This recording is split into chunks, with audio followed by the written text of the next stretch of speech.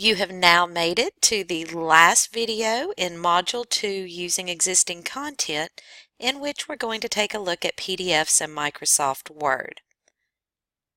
I have ActivInspire launched,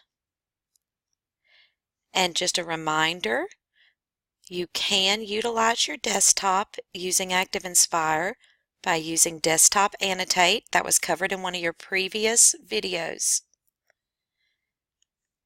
And we are now going to take a look at PDFs.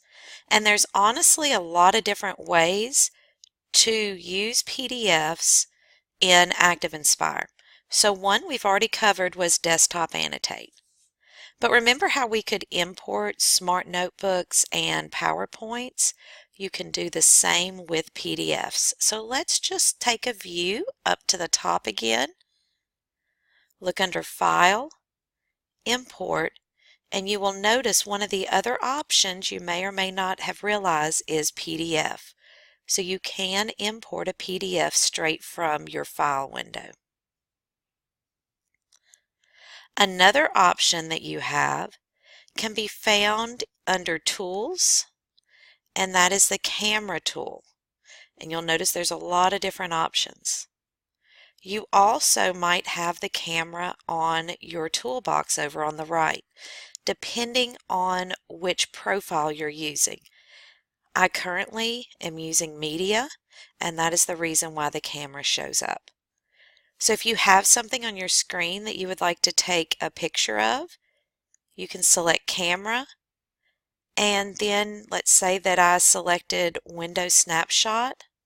It will ask me, do I want it to go on the current page, meaning the current page in ActivInspire, a new page, maybe just copy it to a clipboard, put it in my resources or my shared resources.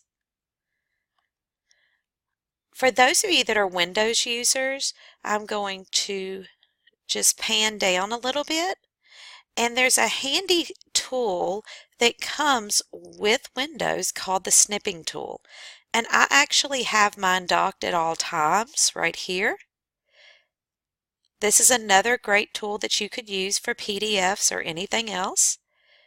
If I open it, a screen comes up like this, and I can just select New, and then I copy whatever it is that I would like to use. So of course that wouldn't have to be a PDF, but it could be.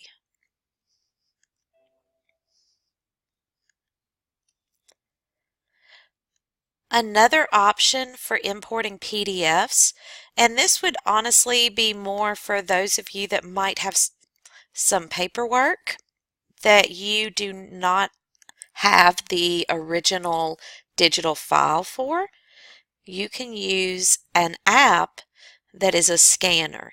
And two of those that I really like are called JotNot and Cam Scanner. So you could take a paper, scan it using the app, that turns it into a PDF, and then just import it into ActivInspire using File, Import, PDF. And this is honestly probably going to be your most common, but I wanted to give you all the different options I could think of, and you might have some others, so please share if you do. Now, what about Word? Remember we discussed using Desktop Annotate, because if I click that, I can just open up Word and use it like I normally would. But there's a handy tool that is now a new feature in Microsoft Office that you might want to use, and that is called inking. So in PowerPoint and in Word, there is now a ribbon that includes inking.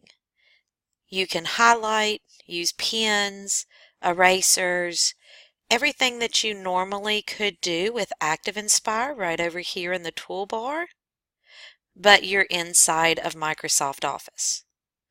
I personally find it easier to just use the annotation tools that are in the toolbar, but either one is totally fine, because someone else might find this a lot easier because maybe they're already using the inking feature in Microsoft Office.